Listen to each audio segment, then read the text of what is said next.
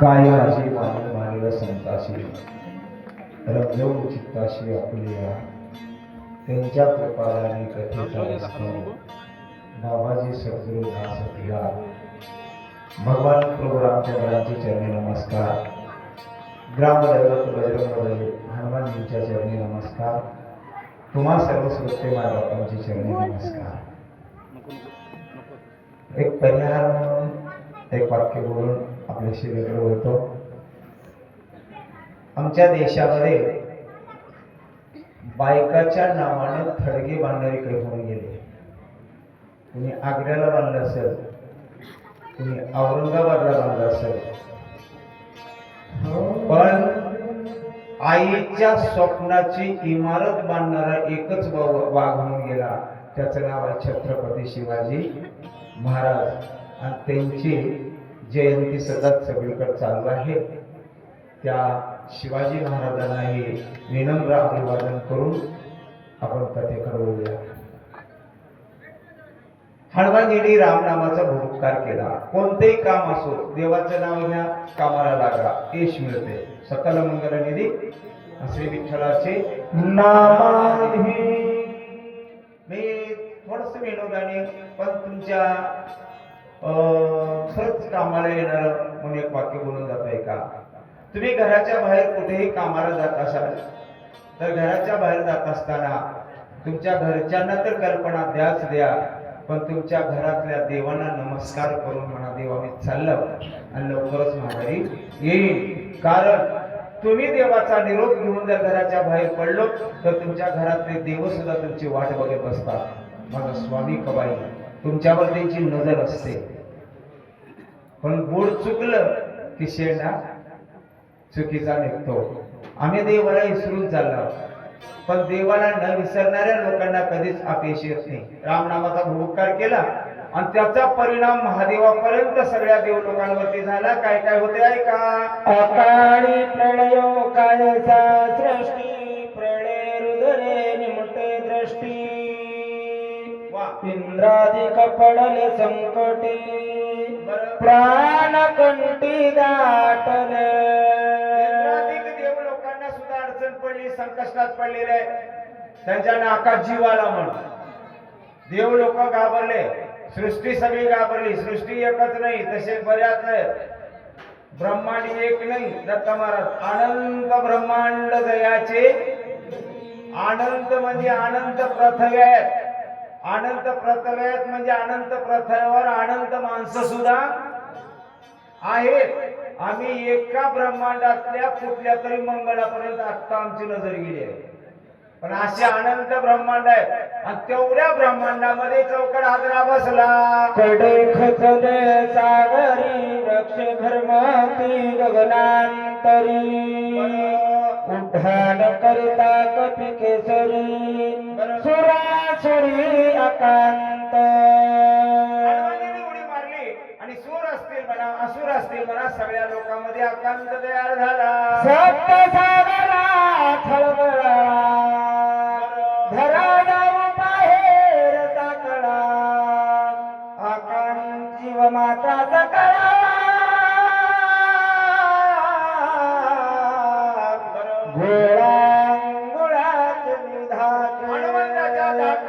सगळ्या जीव लोकांना घाबर सुटलं.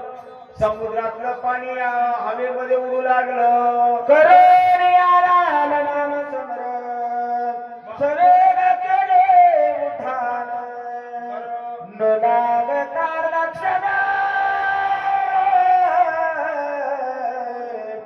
सागर संपूर्ण कर्मियला. उड्डाण केला. ही तर ओवी झाली होती. इथून पुढे घ्यायला पाहिजे होतं. 2-3 वेळा महाराष्ट्राकडे ऐका. रामनामाचा गजर केला, रामनामाचा जय जयकार केला आणि हनुमानजींनी उडी मारली. उपरे उपरे गगनांतरी सत्य लोकांपर्यंत वरी गेली उडाणाची थोरी विक्रम भारी कपिता. हनुमानजीचा विक्रम एवढा भारी आहे की उडी जाता जाता जाता जाता जाता सत्य लोकांपर्यंत वरी गेली. जायला पाहिजे द्रोणागिरीवर आणि गेली सत्य लोकांपर्यंत. बरोबर आहे दत्ता महाराज. सत्य लोक जवळ आहे का द्रोणागिरी जवळ आहे? द्रोणागिरी जवळ आणि उडी गेली सत्य लोकांना. हे काय भानगड आहे? हे काय भानगड आहे? हे बऱ्याच वेळेस सांगून गेला. एक तर्क आहे बरं का, रामायणाचा याला पुरावा नाही, तर्क म्हणून सांगतो. उडी मारत हनुमानजीच्या तशा उड्या चुकूनच पडले का? मी बऱ्याच वेळेस सांगितलं. पहिली उडी सूर्यापर्यंत मारायची होती, चंद्रापर्यंतच गेली. दुसरी उडी रावणाला मारायची होती, पण रावण खालून निघून गेला, हनुमानजी वरी गेले होते सीता नेत असताना. तिसरी उडी मारायची होती लंकेत, पण पण लंकेत पलकल्या बाजूला. आणि आता उडी मारायच्या द्रोणा गेल्या सत्य लोकांपर्यंत. कारण या शक्तीचं गुण सत्य लोकात आहे. ज्या शक्तीच्या आघाताने लक्ष्मण मूर्छित पडलाय ना, ही शक्ती कुठून निघाली? ब्रह्मदेवापासून. त्याला एवढाच इशारा केलाय, नको त्याच्या हातात चांगली वस्तू दिलंस ना तर त्याचा परिणाम चांगला होत नाही. मी खाली येऊन सांगतो, नको त्याच्या हातात सत्ता दिली ना परिणाम चांगला होत. मग ते घरची असो, देशाची असो, या गावाच्या सत्याची असो, नको त्याच्या जर हातात सत्ता दिली की इचकोपा केल्याशिवाय. बघ कसलं झालंय, लक्ष्मण मूर्छित पडलाय माझा. त्या लक्ष्मणाला वाचवायला मी औषधी आणायला चाललो, पण तवर काही बरं वाईट झालं तर गाठ माझ्याशी आहे. हे इशारा काही झाला, वरी गेलते तवर मधल्या वाटाला पळालाय बाबा. दिशा दंगल्या संपूर्ण प्राणांतिक सकळ राक्षस गणा. ते ऐकण्या रावणा अतिचिंता मना. आता लोकांच्या बाजूला काढा. रावण झोपलाय का शक्ती मारून? वाट बघतच बसलाय, काय चाललंय तिकडं, काय चाललंय तिकडं. हनुमानजी औषध आणायला गेलेलं लक्षात आलं आणि रावणाला चिंता लागली. काय विचार करतो? मने गेलिया कपिंद्रा अनिल औषधी समग्र. उठविल्या सोमित्रा श्रीरामचंद्र. रावण विचार करायलाय, हनुमानजी औषधी आणायला गेले, औषधी आणणारच. हनुमानजीने औषधी आणल्यावर लक्ष्मण उठणारच. लक्ष्मण उठल्यावर राम लक्ष्मण सगळे एक झाल्यावर माझा निभाव लागत नाही. मी एवढाच इशारा करतो, हनुमानजी औषधी आणणारच. त्याचा विश्वास कुणाला वाटायला? ऐकायला कुणाला वाटायला विश्वास? म्हणजे वैऱ्याला सुद्धा विश्वास वाटावं असं माणसानं वागलं पाहिजे. मला एवढाच इशारा करायचे. रावण वैरी आहे ना, वैरी सुद्धा म्हणालाय हनुमानजी औषधाने गेलेत ना, औषधी आणणारच. म्हणून एक वाक्य बोलून जातो, व्यक्ती जन्माला येतो, व्यक्तिमत्व जन्माला येत नाही, ते मिळवायचं असतं. हनुमंतांनी मिळवलेला आहे पुरुषार्थ. चाललेत ना औषधी आणणार, मग आमचा निभाव लागणार नाही. हे तव एकमेका परिसा विरणायोधे करकस. अवघे मिळाला युद्धाचा मग आमास प्राणांत. एकमेका परिसा योग्य आहेत, कर्कश योग्य आहेत रावण म्हणालाय. आणि योद्ध्याकडं बल कोणतं आहे सांगू का? मी इशारा करून जातो, तुम्ही ओळखून घ्या. सुज्ञ आहात सगळे बर का. युद्धाचं साहित्य बाजारात मिळतंय, पण युद्ध करायचं धैर्य आणि काळीच बाजारात मिळत नाही. ते संघ घेऊन यावं लागतं. कारण सांगू, रावणाकडे हत्यार होते, पण वाणिराकडे नुसतं युद्धाची शक्ती आणि काळीज होत. कशाच्या बळावर जिंकलं? 1000 मुघलाला 100 शिवबाच्या मावळ्यांनी जाग्यावर बसवलंय. कारण त्यांच्याकडे हत्यार होते आणि शिवबाच्या सैन्याकडे फक्त काळीज होत. मग काळजाचे लोक मागे एकमेका तरी कर्कश असे. मग ते लोक जर एका जागी झाले, माझा निभाव लागत नाही. आता काय करू विचारा प्रधान मारिले समग्र. वा इंद्रजी ठालिया कया पुत्र कुमरे कुमर मारिले. आता काय विचार करू? आणि माय बापा विचार नंतर करू नका, आधी विचार करा. मागून विचार करण्यात काही मजा नाही. वेळ निघून गेल्यावर विचार करण्यात टाइम बी घालू नका. आधी विचार करा आणि मग ठरवा काय करायचंय ते. मग आता काय विचार करू? लेकर मेले, नातू मेले, प्रधान सगळे मेले, आता माझं कसं होईल? ऐसे चिंतिता रावणा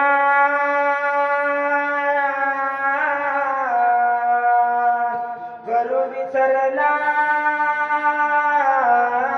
भोजना विसरला मुदक पाना अति चिंता मना मनाला चिंता लागली की मन पिळलं जातं, मग त्याचं कशावरच लक्ष राहत नाही. आपण ऐकलो पाठीमागल्या अध्यायामध्ये देव सुद्धा चिंतेत पडल्यामुळं काय त्यांची अवस्था झाली होती. देव सुद्धा किंकर झाली असा शब्द वापरलाय. मग तुमचा आमचा काय धरून बसला?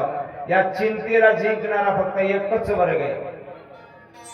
जर कुणी माझ्या एकनाथ महाराजांच्या शब्दावर विश्वास ठेवला असेल ना, तर एकनाथ महाराजांचे शब्द सांगून जातो, आवडीनं व्हावे हरिनाम घेसी मग तुझी चिंता त्याशी सर्वाही. चिंता करणारा भगवान असेल तर आम्हाला चिंता करायची गरज एवढाच वर्ग आहे.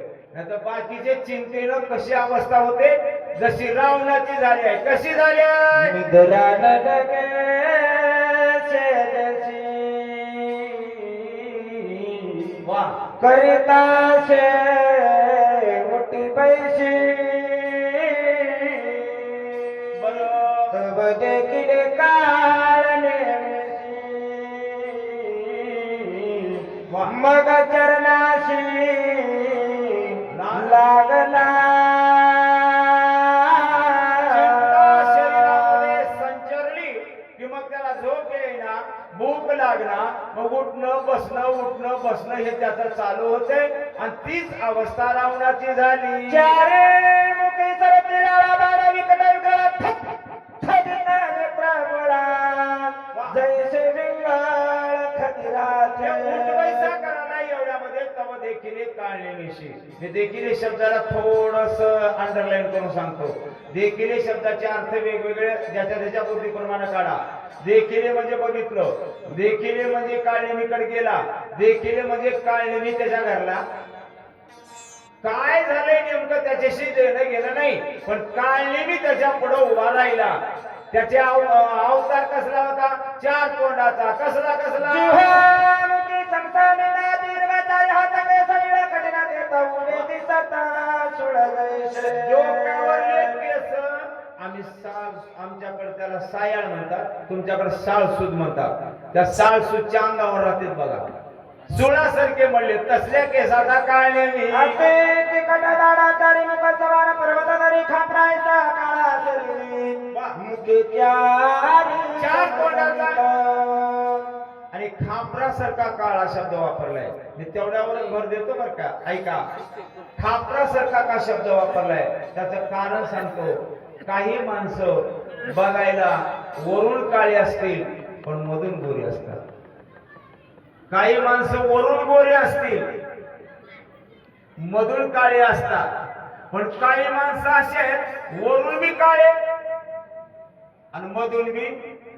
मग काळने बी कसा आहे? वरून बी काळा मधून बी काळा. कसं? खापरासारखं. एखाद्यानं म्हणलं खापर कुठं तरी गोर निघल म्हणून घासलं, घासल्यावर पुढे गोर निघते का? ते जसं मधून बाहेरून काळ आहे तसला काळने मी या रावणानं बघितला.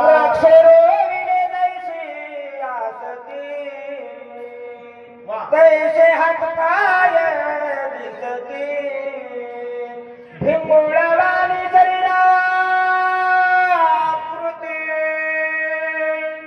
देखता भीती यमकाळा.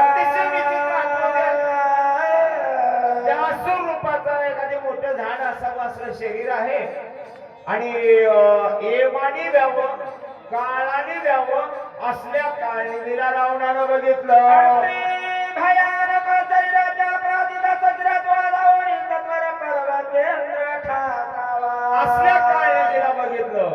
त्याला विनंती करायला आहे.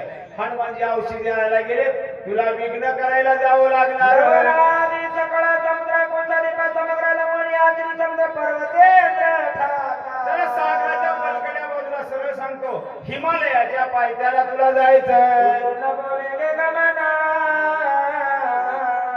म्हणून मी आलो तुझं शरण तिथे गेला कपिनंदना त्याशी विघ्न करावे. तुला आकाश मार्गाने जाता येते, म्हणून तुला मी विनंती करतो, हनुमानजी औषधी आणायला गेले, त्याला विघ्न करायला तुला जावं लागणार. ऐक विनंती लक्ष्मणा भेदले शक्ती उदयाला नागाबास्ती वासोमित्रांची काय नाही माझं एवढं म्हणणं ऐक बाबा, लक्ष्मणाला शक्ती लागलेली आहे, कसं तरी तो मूर्छित पडलाय, सूर्य निघाल्याबरोबर मरणार आहे, आणि त्याला औषधी आणायला हनुमानजी गेले, तेवढं विघ्न करायला तुला जायचं. या लागी वायू नंदना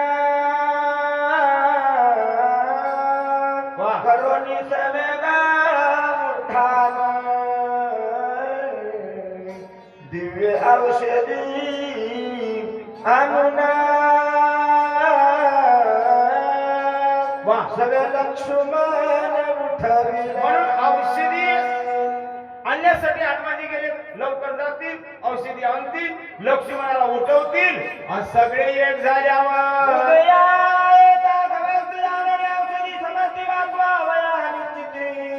प्रतिज्ञा मारे करून हनुमानजीने प्रतिज्ञा करून निघाली.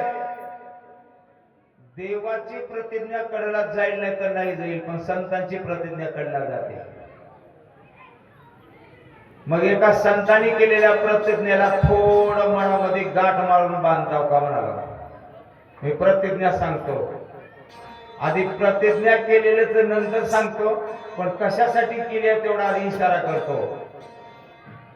मग एकलेणी अवधान दिजे, मग सर्व सुखाशी पात्र होईजे. आणि हे प्रतिज्ञा उत्तर माझे माऊली म्हणतात, मन लावून तुम्ही फक्त कथा ऐका, मग तुमचं कल्याण झाल्याशिवाय राहणार नाही, ही माझी प्रतिज्ञा आहे. आणि संतांची प्रतिज्ञा कडला गेले, भीष्मी पण केला, धनुर्धरा रक्षिले, म्हणून हनुमानजी प्रतिज्ञा करून गेलेले, औषधी घेऊन येणार.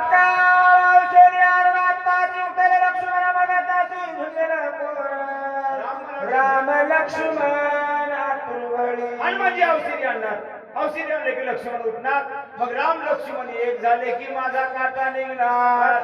गळे हा वाई नंदन कळी कळाला टोपेला बरीचा सकळवान रग त्याशी कोण झुटलेलं. हनुमानजी बलवान आहेत, शक्तिशाली आहेत, यम सुद्धा त्या वाट. मी विनोदाने कधी कधी शंकर दत्त महाराज, पण मी एक वाक्य बोलतो, क्षमा म्हणून म्हणतो बरं का. रामायणात विनोद सांगायला अजिबात हरकत नाही, पण रामायणाचा विनोद करू नका. रामायणात विनोद सांगायला हरकत नाही, समाज फ्रेश होते, पण रामायणाला विनोद करू नका, नाहीतर लय जागी रामायणाचाच विनोद वालाय. विनोद म्हणून सांगतोय का, पोराला शेताला झाडाला जा, जागलीला आजच्या दिवस मला काम आहे, शक्ती आहे, गावात थांबणार आहोत, तू जागलीला जा, पण वाट मध्ये न दाडात भूत आहे म्हणाले.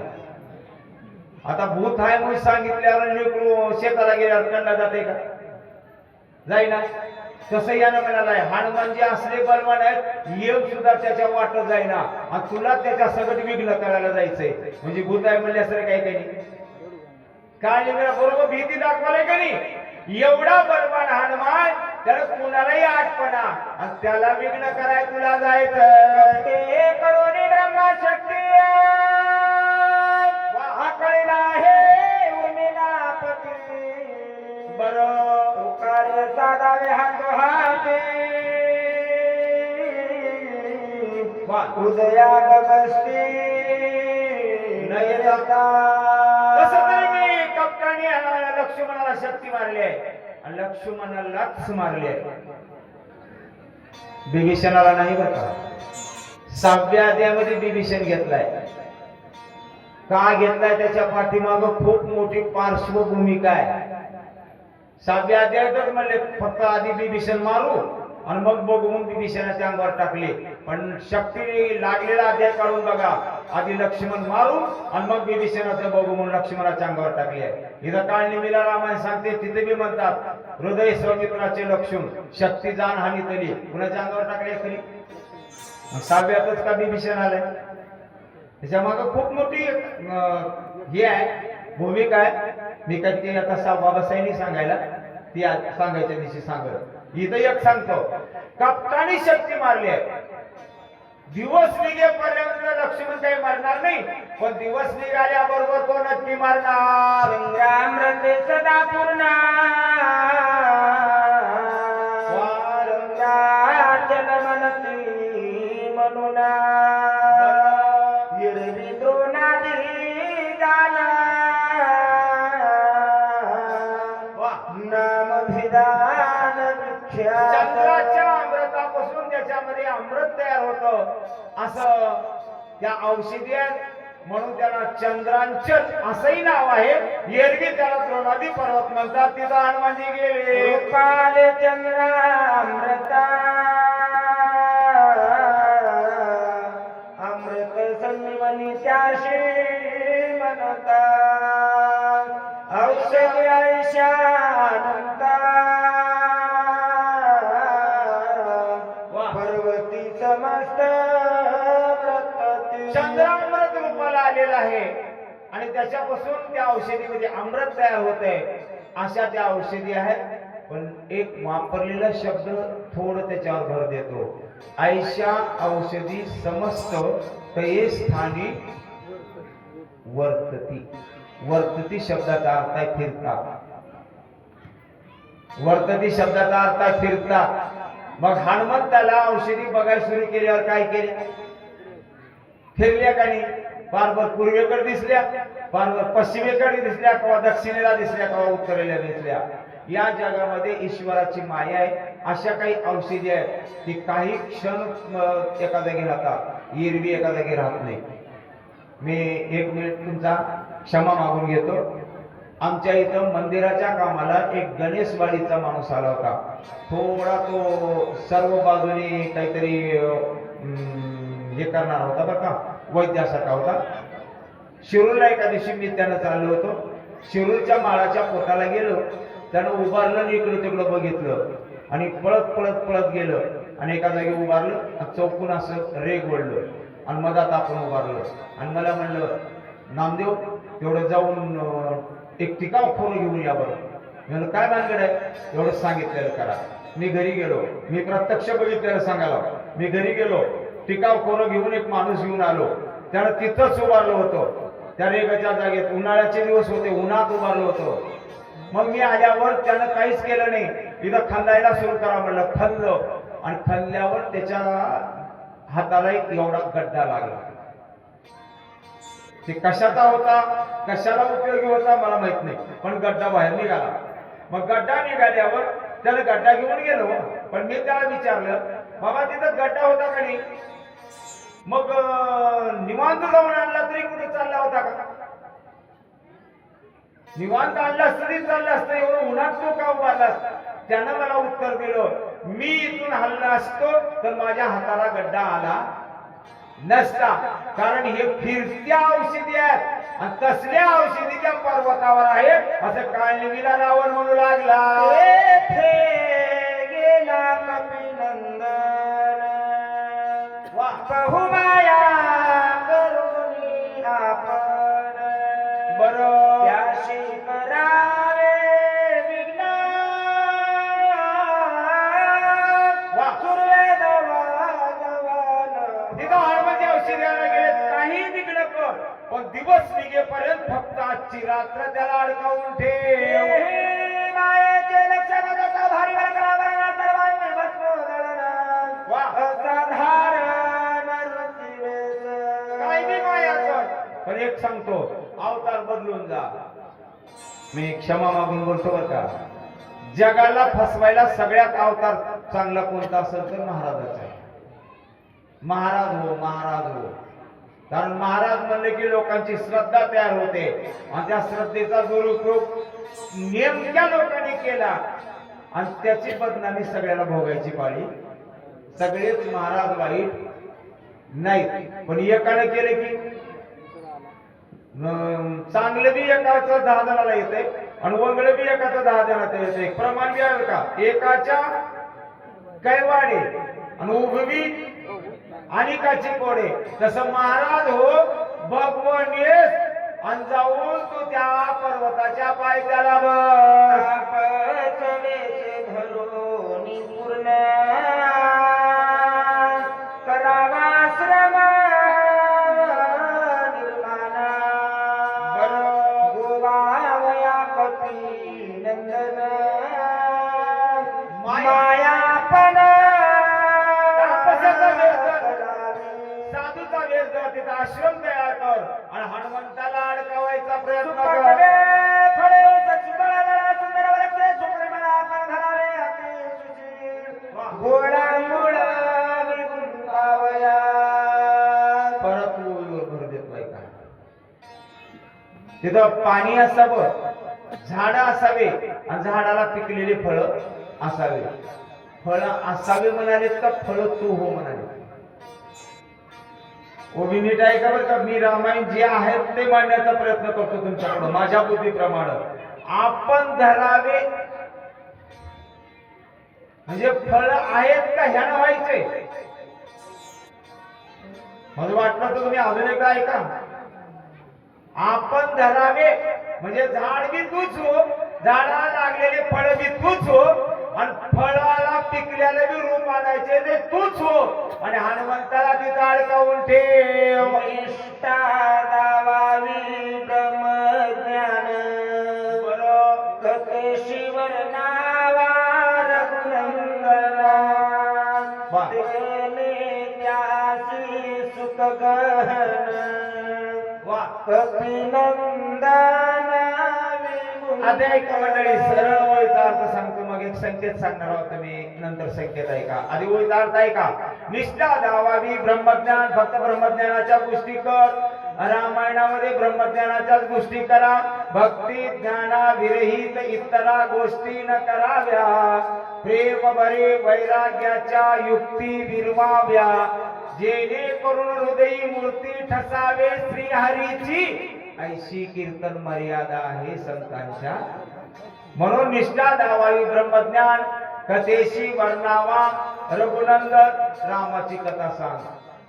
आता संकेत सांगतो ऐका. काय मी म्हणालाय, जगाला जर खरंच चांगल्या मार्गावर न्यायचे तर रामाची कथा सांग. जरा खाली येऊन बोलू, क्षमा मागून बोलतो. घरोघर भागवत घुसले.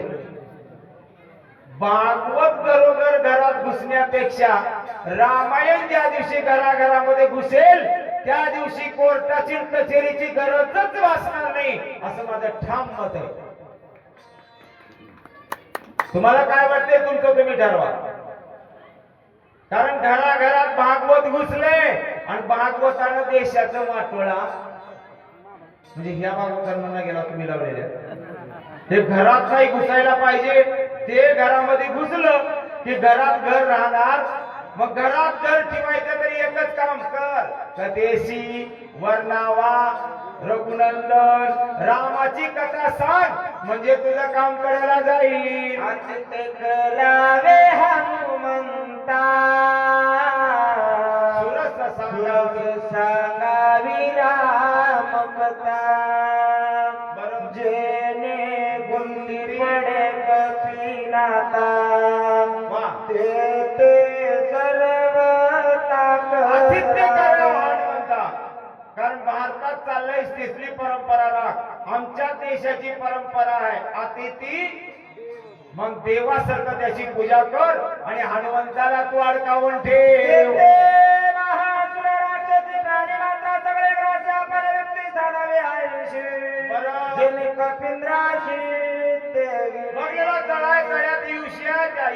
हनुमंताला पाऊशे समीप सरोवर अत्यंत पवित्र देवी पान करता हा तिथं एक तळा आहे, तळ्यामध्ये उश्या, त्या तळ्याकडे हनुमंताला पाठव. गमन करोनी शीघ्र गती सर्व प्रकार आचे शक्ती बरं. जेणे मरण पावे मारुती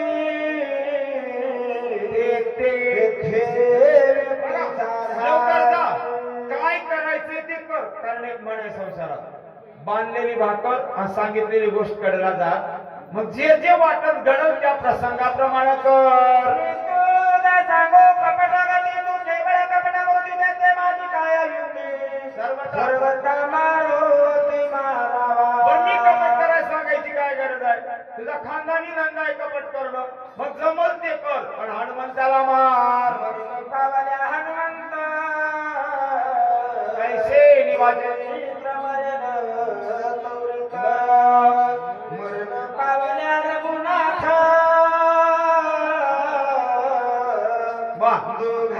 ऐका, हनुमानजी मेले, लक्ष्मण मरेल, लक्ष्मण मेला की राम मरेल, आणि दोघांचं मरण त्याच्या हातामध्ये आहे. हे गोवीचा सरळ अर्थ झाला. थोडं संकेत सांगतो ऐका. हनुमानजी मेले की लक्ष्मण मरेल, मी बी मान्य करतो. औषधी आल्या नाहीत म्हणून लक्ष्मण मरेल, पण लक्ष्मण मेल्यावर राम का मरतील? लक्ष्मण मेल्यावर राम का मरतील? औषधी न आल्यामुळे लक्ष्मण मरेल, मी मान्य केलं, पण लक्ष्मण मेल्यामुळे राम का मरतील? त्याचं उत्तर आहे की लक्ष्मणाशिवाय राम जगणार नाही. आणि मी बऱ्याच वेळेस सांगून गेलो दत्ता महाराज, लक्ष्मणासाठी राम वनवासात गेलेत का? रामासाठी लक्ष्मणजी वनवासात गेले. रामासाठी लक्ष्मणजी वनवासात गेले. अलकड रामायण सांगू नका, जरा कळकळलं मी सांगा, मी जबाबदारीने सांगतो. रामासाठी लक्ष्मण वनवासात गेलेत हे अवतार धरल्याच्या नंतरची कथा आहे, पण अवतार धरण्याच्या आधी सांगा, लक्ष्मणासाठी अवतार धरलाय का नाही? कुणासाठी अवतार धरलाय? बरोबर आहे की? कारण लक्ष्मण हा शेषाचा अवतार आहे. शेषाच्या डोक्यावर पृथ्वी आहे, आणि पृथ्वीला झालं पापाचं, मग ओझं नाहीसं करायला रामाने अवतार धरलाय. कुणासाठी? लक्ष्मणासाठीच की. मग लक्ष्मणच गेला, माझ्या अवताराचं काय राहिलं? म्हणून राम मरतील. मग राम गेल्यावर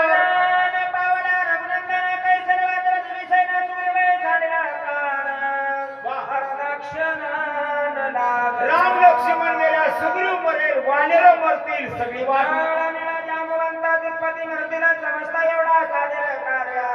जरी हनुमंत मारलास, बाकीचे सगळे आपोआप मरतील.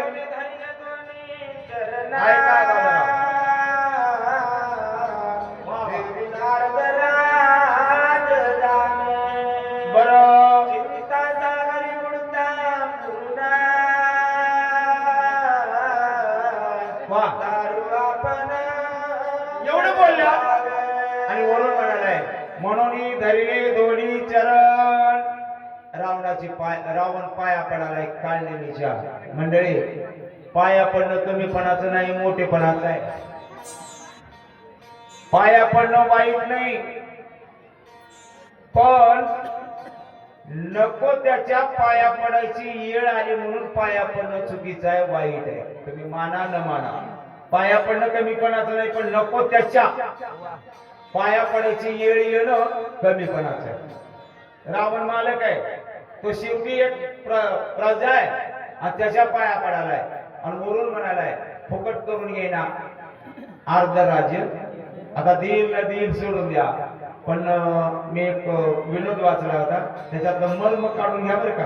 बाकी मी विनोद सहज सांगून जातो.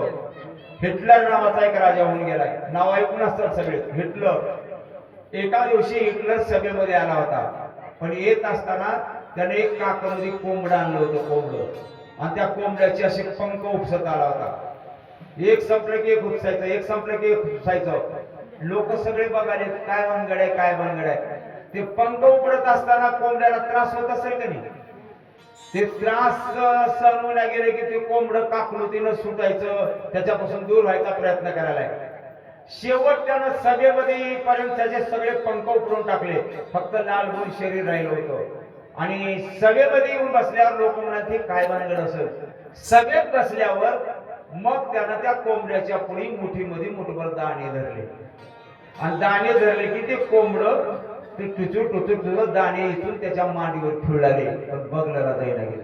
आधी काय करू लागतं, त्याच्यापासून सुटका व्हायचा प्रयत्न करू लागतं, पण दाणे धरल्याबरोबर त्याच्यापासून हल्ला गेले. गोष्ट सांगा गेलो मी. 5 वर्ष पंख उपडालेत आणि शेवटच्या आठवड्यामध्ये मुठभर दाणे पुढे धराले. ध्यानात धरा. मला बाकीचं सांगायचं नाही. तसं लाच द्यायची पद्धत पहिल्यापासून आहे. तुला अर्ध राज्य देतो एवढं काम कर म्हणाले. निभाकी बहुता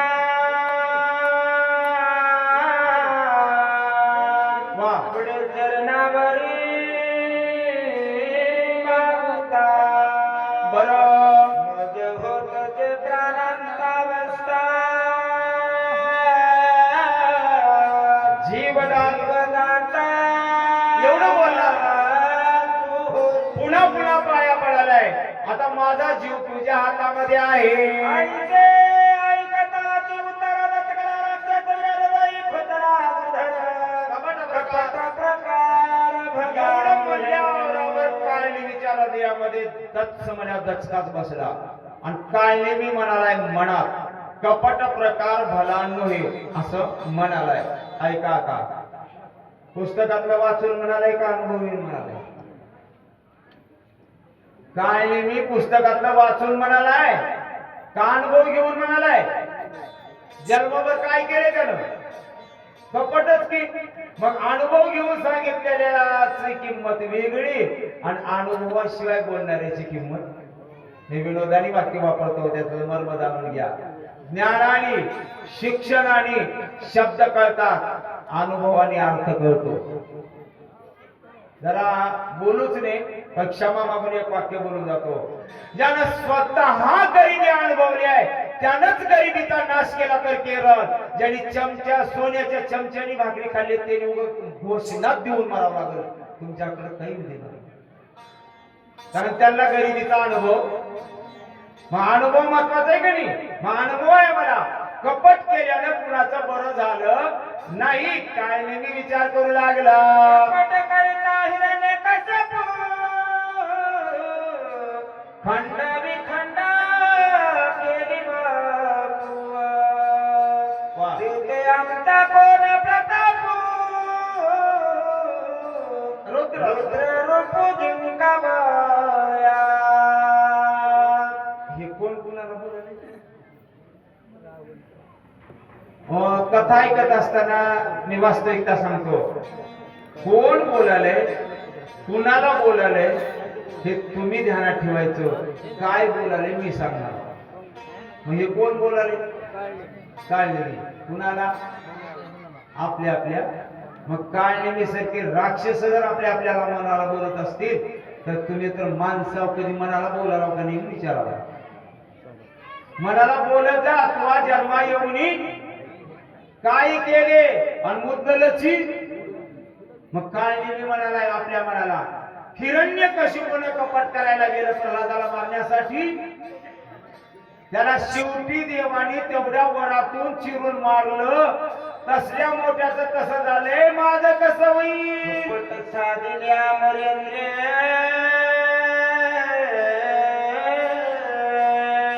वा भगया पिले शरीर बरं पट साधिरे चंद्र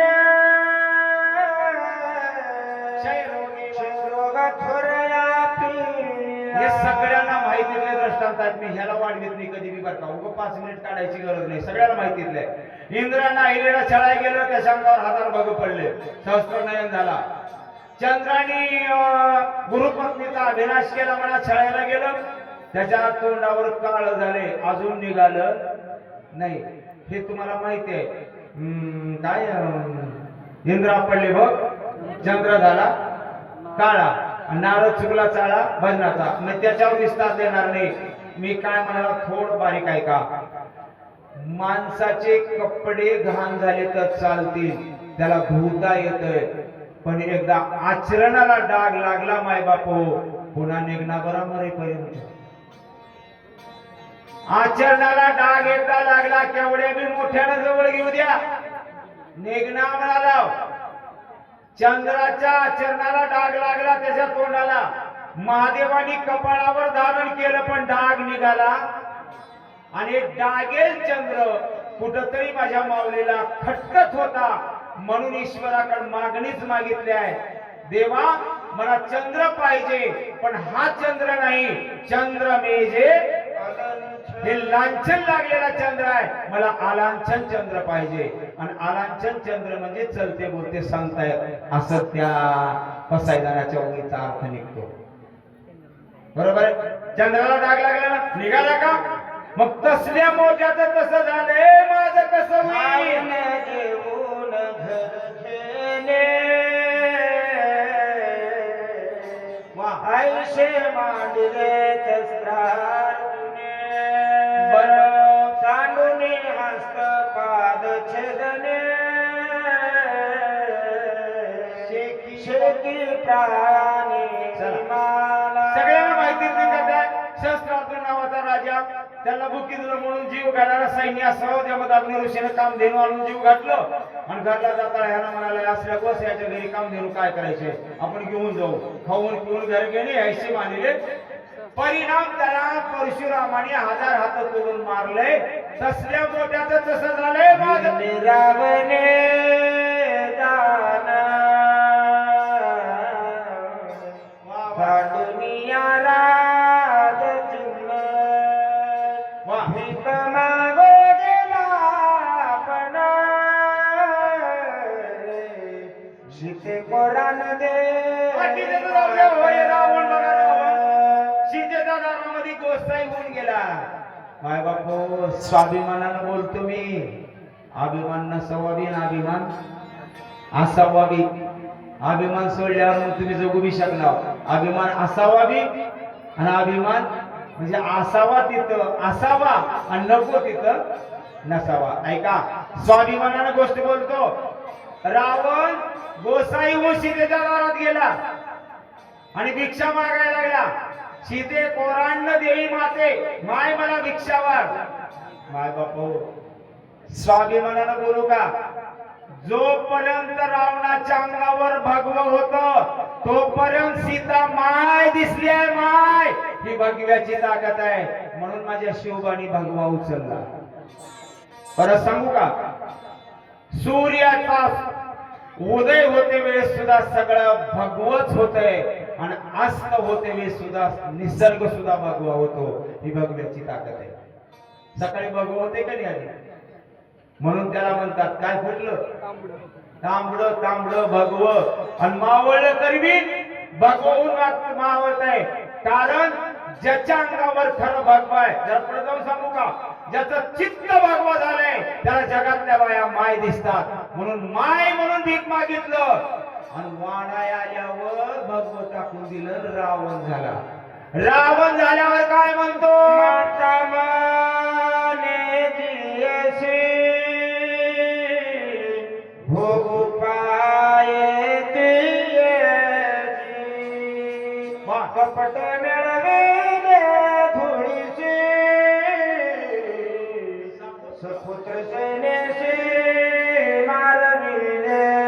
तिला माय म्हणून भिक्षा मागितली, तिलाच रावण झाल्यावर खांद्यावर टाकून म्हणाला, मी लंकेचा राजा रावण, तू माझी बायको भोगू पाहिजे येशी. थोडं बारीक सांगू का? मी एका ह्याच्यातून वाचलेला बाजू सांगतो बरं का. रावणाला सीतेला नेऊन स्वतःची बायको करायचं नव्हतं. फक्त सीतेला एवढंच म्हणायचं होतं, फक्त तू माझ्या गळ्यात माळ घाल, पुन्हा मी तुझ्या अंगाला हात लावणार. फक्त गळ्यात माळ घाल, पती म्हणून तू स्वीकार कर. एरवी तुझा माझा काही संबंध नाही. कारण ज्यानं रावणाला रामाच्या हातानं मरण आहे सांगितलं होतं, त्यानंच सांगितलं होतं त्या रामाच्या बायकोनं जर तुला वरलं तर तुला राम नाही रामाचा बाप सुद्धा मारू शकणार मग त्याला अमर व्हायसाठी काय करायचं होतं? फक्त ती वर पूर्णतेला घालण्यासाठी वरून घे एवढंच म्हणायचं होतं. परत सांगू का तुम्हाला, रावणानं सीतेला वरून घेण्यासाठी किती दिवसाची परवानगी दिली होती?